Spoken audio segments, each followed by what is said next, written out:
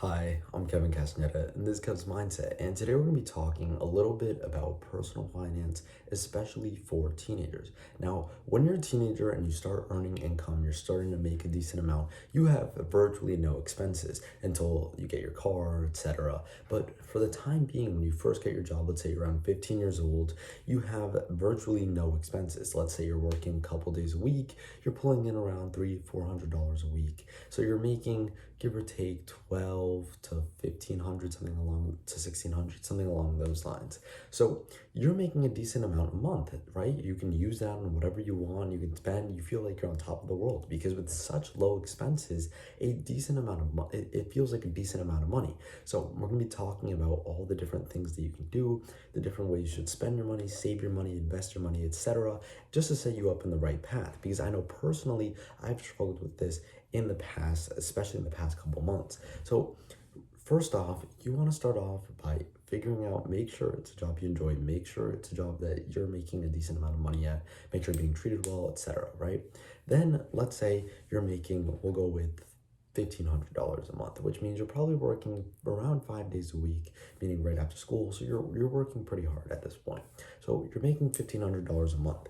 And with this money, you have to allocate it to the right things. Now, I understand that we do go out as teenagers. We go to the movies, we go out to like any town, to the city, to whatever it is. We go out and we try to have fun with our friends or with our loved ones, whatever it is. So you need to make sure you allocate money for that. Now, at first, the easy thing to think is like, oh, I'm just not going to spend money at all. I'm not going to go out. I'm not going to do this. I'm not going to do this. But what happens with that is you start cutting people out, and you start like kind of you stop like enjoying things, you stop having fun, you stop kind of, there feels like there's no reason to actually work and make this money, because you're not spending it on anything you want, you're not having fun with it, it's just going into a checking account, into a savings account, into investments, and you're not going out at all. So I definitely do not advise just taking it all, pouring it into investments or pouring it into your savings.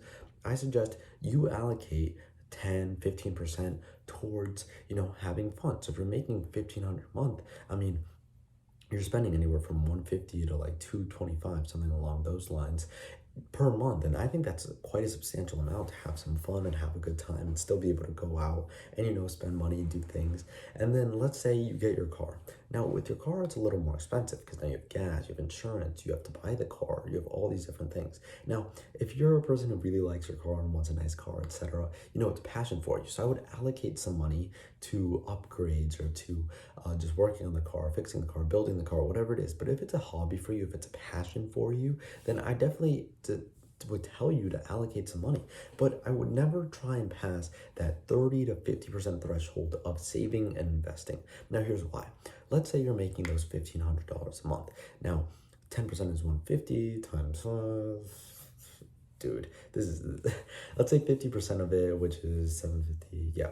So let's say you're saving $750 per month and you're investing it all. Now, $750 a month doesn't sound like a lot, but at the end of the year, it's quite a substantial amount, and you're pushing upwards of $8,000, heading towards $9,000 in just 1 year of saving. Now, you're 15, 16 years old, 17 years old. That's a good chunk of change. You don't have a lot of expenses. You can continue saving, you can continue investing. So just with saving $750 a month, you're saving up to $10,000 almost. If your investment is done decently, even, you're up to $10,000 in a single year. Now, let's say you're 15. Let's say you do it again when you're 16, again when you're 17. Your money's compounding. Let's say you're at $40,000. Now you're going into being 18 years old. Now, it depends on what you want to do. Let's say you go to college, it can help you pay for it. Let's say you decide to do another non-traditional route. Let's say it's you get a Section 7 license, Section 22 license, you get a real estate license, a broker's license, something like that. Let's say you get something that's not college related. You can go ahead and pour that $30,000 to $50,000 into a piece of real estate. Now, this piece of real estate can do a lot for you. You can generate cash flow, you can build up your assets, you can be available for new loans, you can build your credit. And with all these things, you're setting yourself into a really great place. Most people heading into like their mid-20s are in debt from college or very broke, not working a job that they like, working something dead end, working in somewhere where they're not using skills that they'd like to use. So I highly suggest that you take 30 to 50% of your money that you're making when you're a teenager, invest that money, and then the other 70 to 50%, preferably 50-50. The other 50% you could pour into your hobbies, your passions, your desires, you're having fun, you're living life.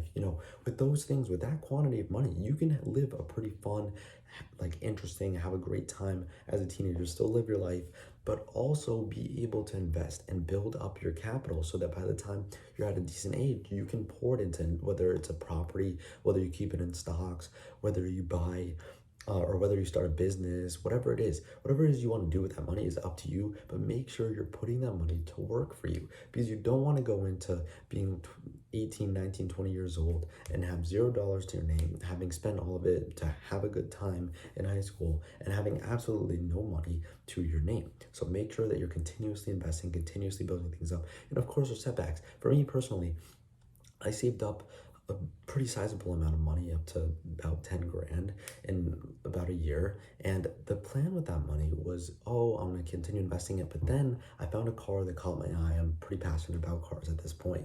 And I realized that I wanted this car, and it was a deep desire I wanted. Now, I didn't spend all the money on the car, but I did have to sell all of my stocks and then continue to funnel the rest of my money into a business that I currently own with a partner of mine, Distorting Emotions, actually. And so you have to kind of make those decisions for yourself. Let's say you're buying a vehicle. Is that worth it for you? What do you like? Do you care about that stuff? If you don't, then buy something that takes you from point A to point B, and there you go. Then with a business, okay, is it more worth it to invest now into your business and build it up? Or is it more worth it for you to invest into stocks, get that compound interest and whatnot, all that great, like, investing things? So now, in my personal story, it was better for me to continue to pour that money into the business. I'm slowly developing it with my partner, and we're slowly building up our kind of capital, building up our resources, everything, and it's been a pretty fun ride up to now. Now, I could have left that in stocks, and I think that's a pretty good idea for most people, especially if you don't want to kind of go through a lot of work, just invest it into, the S&P 500 or something along those lines. But, everything is up to you, but I highly suggest that you allocate your money in specific places, especially when you're a teenager. It's great to have money placed, know where it's going, know what you're doing with it, and set limits to what you're willing to spend. Also, don't go out and spend money on other people. I've had that problem myself. I've spent money on other people. It doesn't turn out great. It ends up being a waste of time. And unless those are your really close friends, and you know that they will reciprocate that energy with you, and they will also get you things, and they will also spend with you and for you, then yeah, go ahead and do that. That's great. But if not, don't start spending money on random people. Don't go out extravagantly. Don't try and do crazy things just to impress other people. It's dumb, and in the long run, it's going to be useless. So make sure you're spending your money on the right things, investing in the right things, and that's all I have for you today. Let me know what you think in the comment section down below. I'd love to hear your guys' thoughts. Love getting back into it now, getting back to recording videos. And I'm going to be here at least 1 to 4 times a week. It honestly depends with the work schedule, with business, with school. It's a bit rough. But I'm going to try my best to be here as much as possible, because I know before you guys were enjoying these videos a lot, and I'm very, very happy to bring them back to you. So thanks for watching. See you in the next one. So as Kev's Mindset, and we're going to leave a like and subscribe. I'll see you.